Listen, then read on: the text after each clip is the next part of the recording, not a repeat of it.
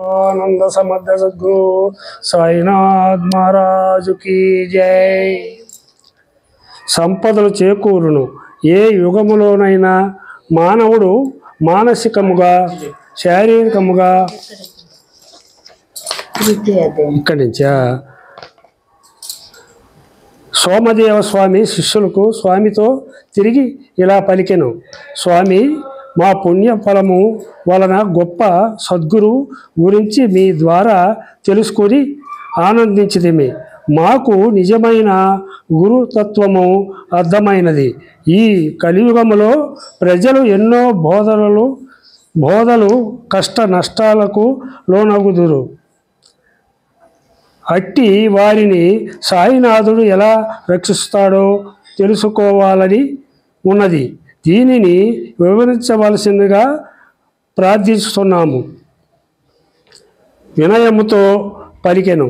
అప్పుడు సోమదేవ స్వామి శిష్యులపై వాత్సల్యంతో ఇలా పలికెను, నాయనలారా, ఈ సాయి దేవుని మహిమ వర్ణింపవలసిన కానిది।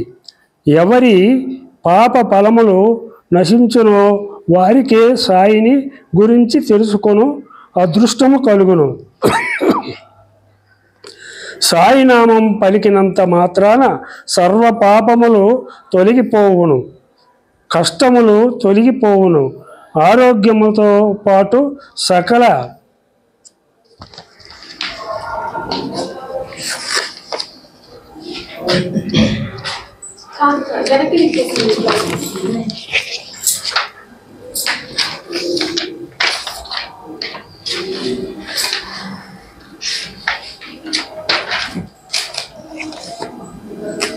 సకల సంపదలు చేకూరును।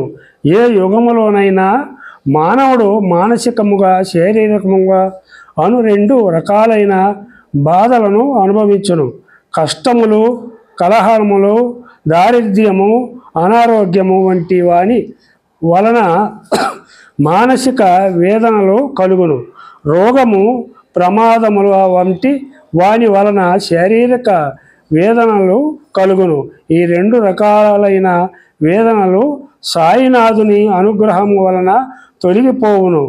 బాబావారే తన భక్తులను తన వద్దకు రప్పించుకొని వారి బాధలను తొలగించునని పట్టణంలోని సప్త శృంగిరదేవి ఆలయం కలదు।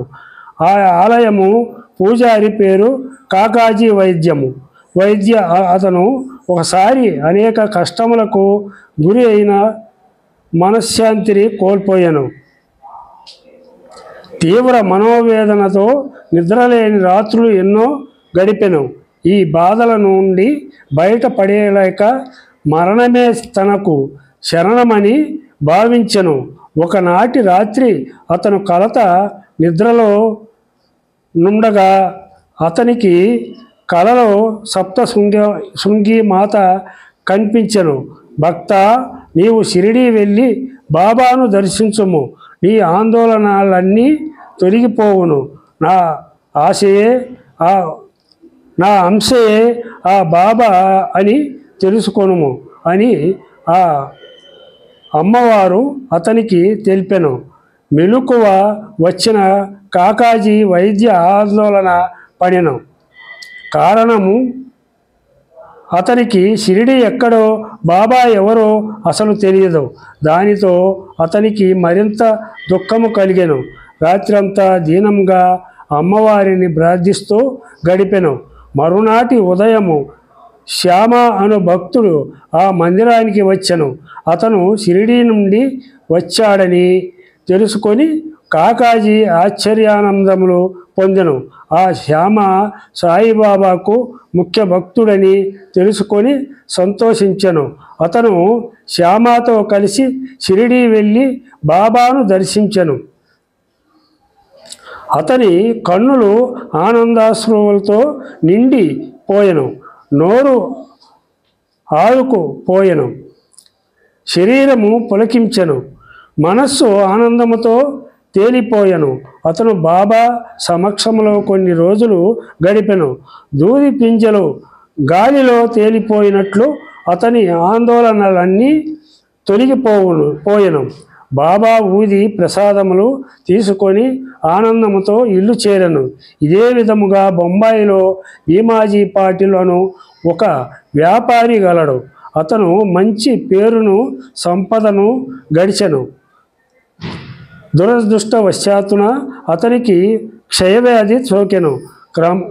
క్రమముగా ఆ వ్యాధి పెరగడంతో అతను నీరసించి మంచము పట్టెను.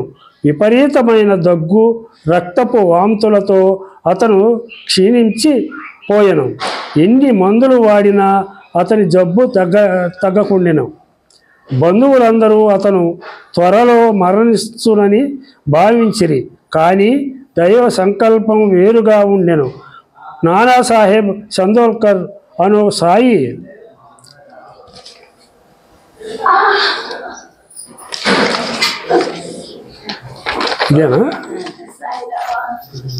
భక్తునికి ఈ విషయము తెలిసెను.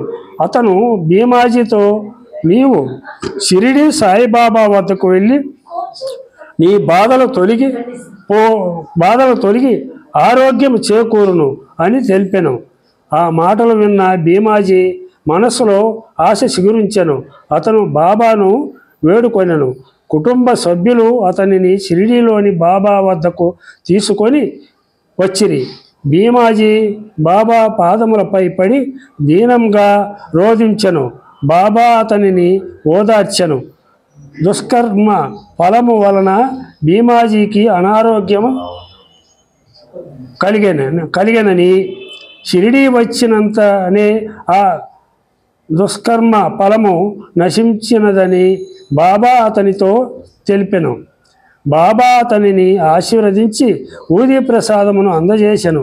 భీమాజీ కొన్ని నెలల్లోనే తిరిగి ఆరోగ్యముగా పొందెను. అతనిని చూసి అందరూ ఆశ్చర్యపోయిరి.